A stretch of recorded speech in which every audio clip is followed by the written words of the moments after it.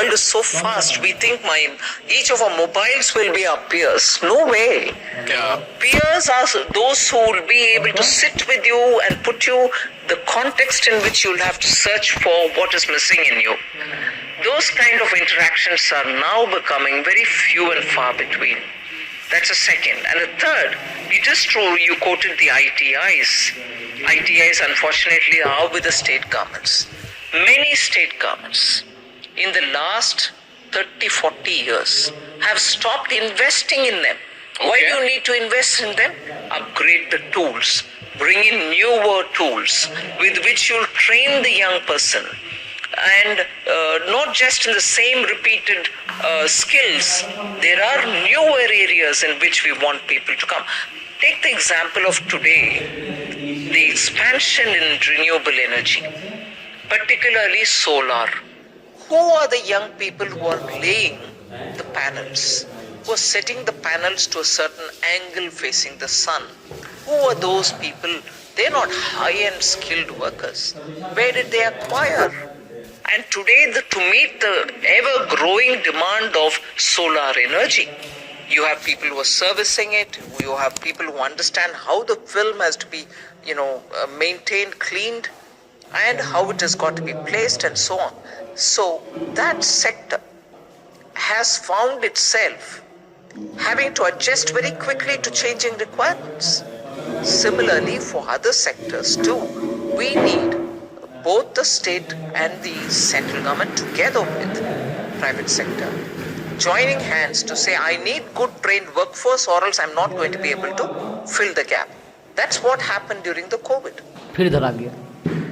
I've been in touch with most of the industry during COVID when it was all shut up to make sure that the workers go back to where they want to go back, that they are not facing any hardship and so on. Similarly, after the lockdown was lifted, I was in touch with them again to say, are they coming back?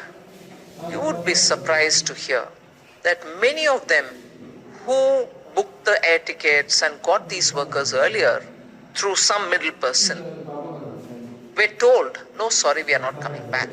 Why? Because these workers found better bargaining with other areas, so they were able to choose to go to a different company. Or with the skills that they acquired, they thought they'll be able to do something of their own in their own neighborhoods, in the villages. I heard at least 2 large industrialists tell me, and they belong to the south. They said, well, I'm not getting the same people who I had trained over the last several years. I'm going to have to invest to get newer fellows and train them. But, well, now I've realized that how much ever you do, it might be better off for you to get local fellows and train them.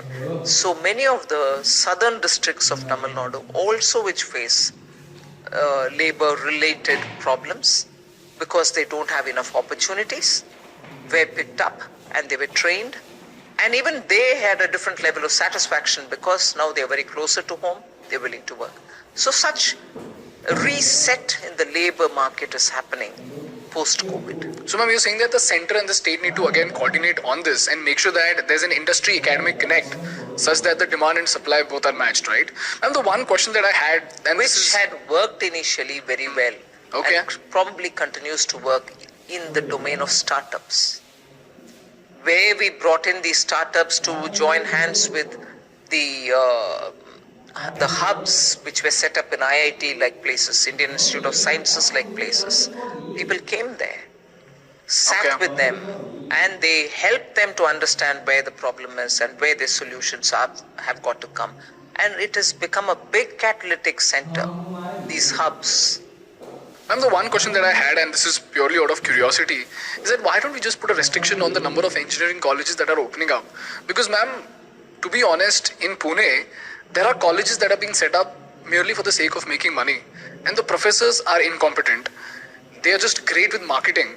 And these students and parents who come from far away villages, they come to these colleges and then there is a sales team which convinces them and sells them dreams that, we'll be able to get you a 4.5 lakh package, we'll be able to get you a 6.5 lakh package, and eventually after 4 years, after taking education loan also, these people are not able to find jobs. And this points towards a larger problem also, because today if we say that, we have 1.3 million engineers coming out, to a foreign investor, this seems like a gold mine.